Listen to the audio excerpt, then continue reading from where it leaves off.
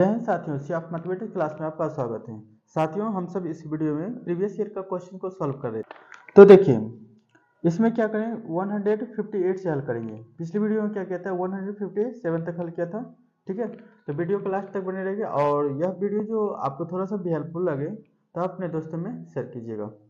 ठीक है, तो चलते हैं क्वेश्चन की ओर। क्या कह रहा है कि 8 में कह रहा है एक 18 फीट ऊंचा बिजली का खंभा 6 फीट ऊंचे पेड़ की परछाई से 10 फीट दूरी पर स्थित है। पेड़ की परछाई की लंबाई क्या होगी, यह हमें फाइंड करना है। देखो, पहले डायग्राम को हम बना लेते हैं। जैसे देखिए, 18 फीट क्या ऊंचे बिजली का खंभा है। जैसे एक बिजली का खंभा है जो कि 18 फीट है। ठीक है, और फिर क्या है, 6 फीट ऊंचे पेड़ की परछाई है। 6 फीट कहते हैं, 6 फीट के पेड़ की परछाई 10 फीट की दूरी पर स्थित है। सपोज यहाँ से यहाँ तक की दूरी क्या है, इसकी लेंथ क्या है, 6 फीट है। ठीक है, ये पेड़ की ऊंचाई है। ठीक है, देखिए परछाई जब भी पड़ेगा क्या पृथ्वी पर, एक समतल भूमि पर पड़ेगा। ठीक है, हम मानते हैं कि इसका पेड़ की परछाई क्या है, यहाँ से यहाँ तक पेड़ की परछाई पड़ रहा है। ठीक है, ये क्या है, पेड़ की परछाई है। ठीक है, ये पेड़ की परछाई है। अब देखिए क्या कहता है, 18 फीट ऊंचे की बिजली के खंभे 6 फीट ऊंचे पेड़ की परछाई से 10 फीट की दूरी पर स्थित है। यानी यहां से लेकर यहां तक की दूरी क्या है, 10 फीट है। ठीक है, 10 फीट है। तो पेड़ की परछाई की लंबाई क्या होगा, ये पेड़ की परछाई हमें फाइंड करना है। यानी पेड़ की इसका जो है परछाई क्या है, यहाँ से पड़ रही है, मान के चलिए। ठीक है, तो यहाँ से यहाँ तक टोटल जो होगा परछाई है वो मेरे क्या है, मानते हैं एक्स है।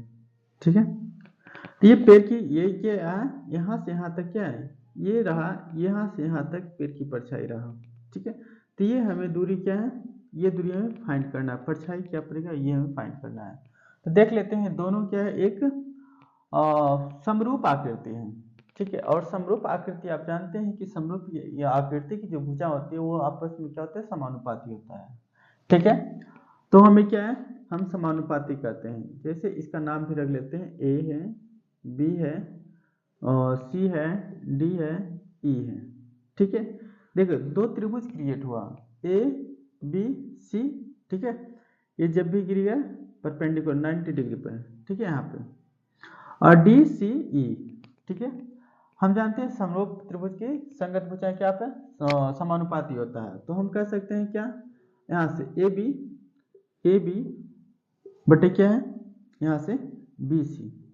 ठीक है, बी सी इक्वल क्या होगा, यहाँ D C D C D C है ना, डी सी बटे क्या है, हमें ई सी कह सकते हैं, ई सी, यहाँ से ई सी। तो क्या करेंगे, इसमें बी सी किए, हाँ बी सी कर दिए। ठीक है, यहाँ से लेकर यहाँ तक।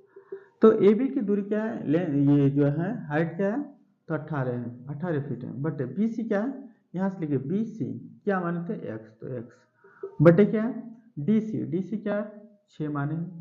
इसी पे की परछाई है, हम इसी ही रख देते हैं।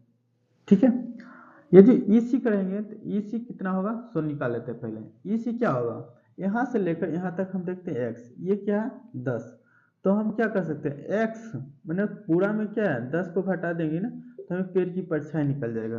पेड़ की परछाई क्या है, एक्स माइनस 10 होगा। ठीक है, तो हम कह सकते हैं एक्स माइनस 10, ये क्या है, पेड़ की हमें परछाई हमें फाइंड है।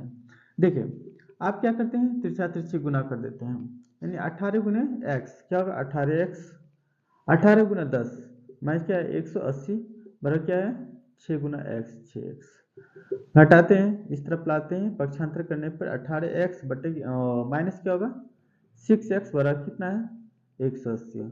यानी हम घटाएंगे तो कितना, 12x बराबर कितना है 180, और x बराबर हम फाइंड करेंगे तो 180 बटे कितना है 12। काटते हैं, 12 कम 12 और 60 होगा ना, 12 पचे 60। यानी यहाँ से लेकर यहाँ तक की दूरी क्या होगा, मेरा 15। यानी हम कह सकते हैं क्या, वो जो खंभा का दूरी जो परछाई पड़ रहा है वो 15 फीट में पड़ रहा है। ठीक है, यहाँ से यहाँ तक की। ठीक है, लेकिन पेड़ की परछाई हमें पूछे गए, तो पेड़ की परछाई क्या होगा, हम लिखेंगे पेड़ की परछाई। पेड़ की परछाई क्या होगा भाई, तो 10 यानी x माइनस क्या है, x माइनस 10 क्योंकि यहाँ से यहाँ क्या है 10 फीट की दूरी पर स्थित था ना, तो हम कर सकते हैं 15 माइनस क्या 10 यानी 5 फीट की क्या है हमें पेड़ की परछाई निकल गया। ठीक है, ये निम्नलिखित डायग्राम दे रखा है, निम्नलिखित आकृति का अध्ययन करें और उस पर आधारित सवालों का जवाब दें। क्या है देखिए, टेनिस है और ट्रायंगल में, फिर हॉकी प्लेयर्स को और चेस प्लेयर्स को दिखा रहा है।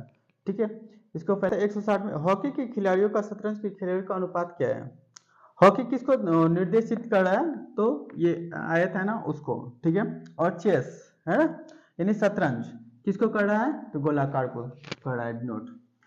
तो हम पहले क्या हॉकी को हम देख लेते हैं कितने हैं हॉकी का। तो ये आयत में है, देखिए 3 2 5 अब 5 10 10 और 10 कितना 20 और 20 15 कितना 35 अब 35 और 20 कितना होगा 55। ठीक है, यानी 55 क्या है हॉकी है, हॉकी प्लेयर्स हैं।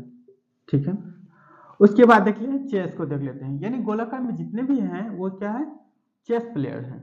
ठीक है, तो हम काउंटिंग करते हैं, देखिए 6 + 4 कितना हुआ 20 और 20 इन दोनों को जोड़ते हैं तो कितना होगा 15। तो 20 15 35 और 35 और ये क्या है 15 इस तरफ 35 5 40 10 50 50 10 60। ठीक है, 60 इन दोनों को जब हम जोड़ते हैं तो कितना हो जाता है 15। तो कितना होगा 60 और 15 कह सकते हैं हम कितना 75।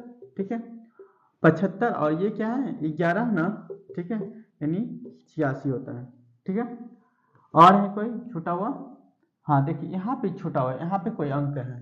ठीक है, यहाँ पे कोई अंक है क्या है 4।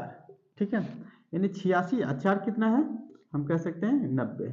ठीक है, यानी 90 हो गया। ये कौन हुआ चेस खिलाड़ी है, चेस खिलाड़ी क्या हुआ 90 हो गया। ठीक है, तो टोटल हम देख ले 90 खिलाड़ी। आप 11 बटे क्या है आपको दिन है क्या है 18, तो कट जाता है ना 11 पचे 55 और 18 पचे 90, यानी हम कह सकते हैं क्या 18 11 बटा क्या 18 क्या है मेरा आंसर हो गया। ठीक है, यानी ऑप्शन नंबर सी हमें प्राप्त हो गया। ठीक है, अब देखते हैं क्या 161 नंबर क्वेश्चन, वे खिलाड़ी जो हॉकी के प्लेयर्स नहीं है। ठीक है, यानी खिलाड़ी नहीं है उसकी संख्या कितनी है ये हमें फाइंड करना है। देखो टेनिस के खिलाड़ी, टेनिस कौन है ये।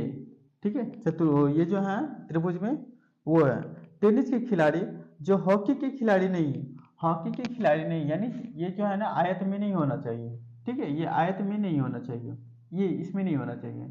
तो हम देखिए टेनिस के खिलाड़ी कौन है आयत में नहीं होना चाहिए यानी 5। ठीक है, ये 5। ठीक है, हॉकी में नहीं जाना चाहिए 5, ये कितना हो गया 11 यानी 16। ठीक है, ये चल जाएगा किसमें हॉकी में, इसको काउंटिंग नहीं करना है। और क्या इसको दोनों को कर लेते हैं। ठीक है, तो ये दोनों को मिला कितना हो गया 19 हो गया ना, यानी हम कह सकते हैं 19 इस तरफ। ठीक है, और 16 19 16 कितना है 9 6 ये 9 6 15 और 1 1 2 2 1 3 यानी 35 प्लेयर्स ऐसे हैं जो कि टेनिस के खिलाड़ी हैं और हॉकी के खिलाड़ी नहीं है, यानी ऑप्शन नंबर क्या है डी हमें प्राप्त। 62 में क्या कर रहा है साथियों, कहता है कार बी कार ए से दोगुनी रफ्तार में दौड़ती है। यदि कार ए 2 घंटा में 90 किलोमीटर की दूरी तय करती है तो बी की रफ्तार कितनी होगी ये हमें फाइंड करना है। आपके बुक में जो है 50 किलोमीटर प्रति घंटा देने होगा। ठीक है, तो हम देखते हैं ए है कार और क्या है बी कार है, दो तरह की कारें हैं। इसकी चाल क्या है तो देख लेते हैं। कार कहता है बी जो है ना कार बी कार ए से दुगनी रफ्तार में चलती है, ए से दुगनी रफ्तार में चलती है। ठीक है, अब चलते हैं। यदि कार ए 2 घंटा में 90 किलोमीटर चलती है, ए क्या करते हैं 2 घंटा में, 2 घंटे में कितना चलते हैं 2 घंटे में 90 किलोमीटर दूरी तय करती है। ठीक है, तो 1 घंटे में कितनी दूरी करेगी तो देख लेते हैं। 1 घंटा में कितनी दूरी करे 90 बटे कितना है 2, यानी हम कह सकते हैं 45 किलोमीटर दूरी तय करेगी। ठीक है, तो बी की चाल क्या होगी ये फाइंड करना है। तो 1 घंटा में ये चलती है 45 किलोमीटर, 2 घंटा में ये कितना चलेगी तो 45 को दुगुना कर दीजिए, यानी क्या 90 किलोमीटर पर आवर से ये चाल चलेगी। ठीक है, यानी कह सकते हैं ऑप्शन नंबर क्या है ए प्राप्त होगा। 163 में कह रहा है 280 तथा 144 का महत्तम समावर्तक क्या होगा ये हमें फाइंड करना है। ठीक है, देखते हैं 280 है और क्या है 144। ठीक है, इसको काटते हैं, 4 ऑप्शन था कौन कौन 2 8 6 4, 8 से देख लेते काटे 8 3 24। ठीक है, 4 बचा 8 बचे 40 यानी 8 गुना क्या इसको क्या 8 से उड़ा देखते हैं हम। 8 एकम 144, 18 हाँ हो जाता है। 18 18 गुने क्या हम 8 कर सकते हैं, 8 8 44, यानी हम देखते हैं दोनों में क्या है 8 ही है ना। तो एचसीएफ क्या होगा, एचसीएफ हाईएस्ट कॉमन फैक्टर, जिसको जीसीडी बोल ग्रेटेस्ट कॉमन फैक्टर, ठीक है, यानी 8 हो गया।